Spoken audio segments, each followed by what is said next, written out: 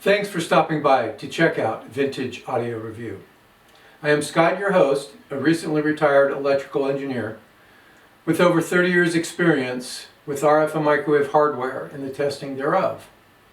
I also owned and operated a consumer electronic repair business where I fixed TVs, VCRs, audio equipment, and microwave ovens for about 8 years, starting around 1990. My penchant for audio gear started in 1977 while attending college and has grown over the years. I'm calling anything made from 2000 or earlier vintage, but that does not mean newer stuff won't be looked at. I'm planning on looking at power amps, preamps, integrated amps, receivers, signal processing devices, speakers, and anything else I may come across that I think you may find interesting. My hope is, if that you are someone with a penchant for audio gear, you search Craigslist, thrift stores, yard sales, and of course eBay for just that right piece of audio gear that you find interesting, you will enjoy this channel. My goal is to talk about things that others do not. I like vintage audio gear, duh. That is mainly what I own, and I thought it might be kind of fun to test older hardware and see how well it has aged and share it with you guys. Sure, I can ask my wife to come over and see what a great frequency response some preamp has, but would be greeted with, "Oh, that's great, honey. Could you pick me up some milk at Albertsons?" So with that, I will start my first review. I look forward to your comments, good or bad.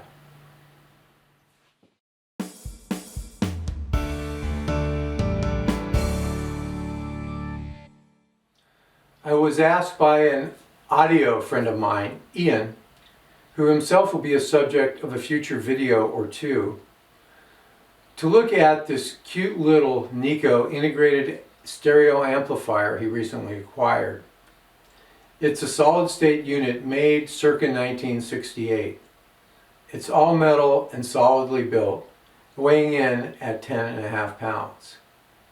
It was rated at 14 watts a channel into 8 ohms, one channel driven, with 1% THD.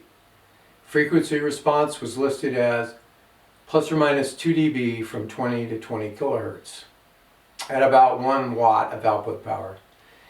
It uses germanium transistors in the preamp and power amp stages. In addition to the volume, bass, treble, and balance controls, the function selector has a few unusual inputs, at least by today's standards: ceramic phono, tape 9.5 centimeter, and tape 19 centimeter inputs. There are rumble and scratch filters, as well as loudness and left stereo rev switches. The power button lights up when pressed on, and there is a 1/4 inch headphone jack. The rumble and scratch filters are mainly for use with playing vinyl, and different equalizations are applied by the function selector to the selected input. Looking at the rear of the unit, we find both switched and unswitched AC outlets, as well as an interlocked 8-foot-long AC power cord. There are resettable circuit breakers for the AC line, as well as for each speaker channel. The screw terminals for the speakers are a bit on the small side by today's standards. There's a knurled ground lug for the phono, as well as an assortment of RCA inputs and a tape monitor in and out. Removing the cover reveals an extremely clean unit. Pretty amazing for it being 50 years old or so. I did clean all the front panel controls and switches with the Oxit while I had it open. There are 2 small transformers, and they are used to drive the output stages. According to the manual, these specially wound transformers almost give the effect of a direct coupled circuit, along with push-pull balancing of the signal at any condition while limiting it from overdriving the power transistors. A quick check of some of the electrolytic capacitors ESRs showed them to be alright. The very bottom of the unit reveals the location of the output transistors, as well as an AC input voltage selection switch. There's also some small vents to help cool it. So I measured the THD at 14 watts into 8 ohms with one channel driven, the left channel. And what it does nearly 54 years later was 15 watts at 0.75%. Note that the second harmonic is larger than the first harmonic by a few dB, something that tube amps are often known to provide. There was no spec for SNR, but it's nothing to brag about by today's standards. For the testing, the aux input was used.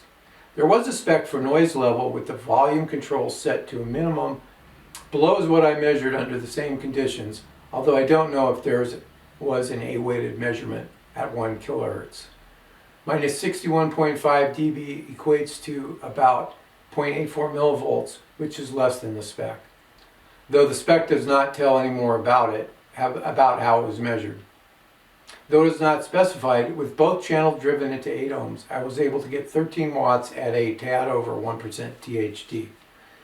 Next, the frequency response was measured. The spec was given at plus or minus 2 dB from 20 Hz to 20 kHz at 10 dB down from the rated power level. I'm not sure what's causing the low frequency ringing, and the left channel has a high frequency bump, but the Nikko does meet its frequency response spec, as unattractive as it may be. Only the magnetic phono input was looked at, and it was measured at the tape monitor output with the standard 5 millivolt input to the phono stage. There was no spec for the magnetic phono THD, but it looks pretty good for a phono stage. Lastly, the magnetic phono input's frequency response was measured. The only spec was that it should be within plus or minus 2 dB at 70 Hz and 10 kHz. Once again, it was measured at the tape monitor output with a 5 millivolt input. The plot takes into account RIA equalization, and so the flatness looks to be about plus or minus 2.75 dB across the entire band. If you narrow it down to just from 70 Hz to 10 kHz, the flatness is about plus or minus 1 dB, which is better than the spec. Listening. So after all this testing, how does the old Nikko integrated amp sound? Well, with only 14 watts of power, you're not going to emulate a rock concert or a disco. But with two different sets of speakers, Klipsch KG2s and Kef 107s that I hooked up to it, it sounded fine, very pleasant. I played a variety of music using a CD player connected to the aux input. I preferred the sound with the loudness switched on, which, according to the spec, boosts 11 dB at 70 Hz and 7 dB at 10 kHz, both plus or minus 3 dB. I was able to hit a loud 90 dB SPL on the Kefs, measured with my trusty realistic sound level meter, of course. The top of the Nikko's case barely got warm during my listening. I also liked the smooth feel of the volume control. With volume control set for max attenuation, you can put your ear right next to a speaker and hear a small amount of AC hum, which I've heard in almost every amp I've listened for it. Right now I'm thinking, why would you want to spend hundreds of dollars more for a tube channel amp that puts out 5 to 10 watts per channel, when you could have this little Nikko up? No tubes to worry about, and you don't have to worry about possibly burning yourself on a hot tube. Oh, I do want to point out that with the help of the QA402 audio analyzer, which will be a video on its own at some point, I was able to set the balance control so that it was actually balanced when in the center position. The bass control also needed a little offset between the left and right channels as well. One final comment about choosing not to replace the main filter caps as well as any of the electrolytic caps. As I mentioned earlier, I tested a few of them, and they tested fine. The performance is what was expected in 1968, so why incur the added expense? Plus, it looks great to have it all original. Thanks for watching. I welcome your comments below.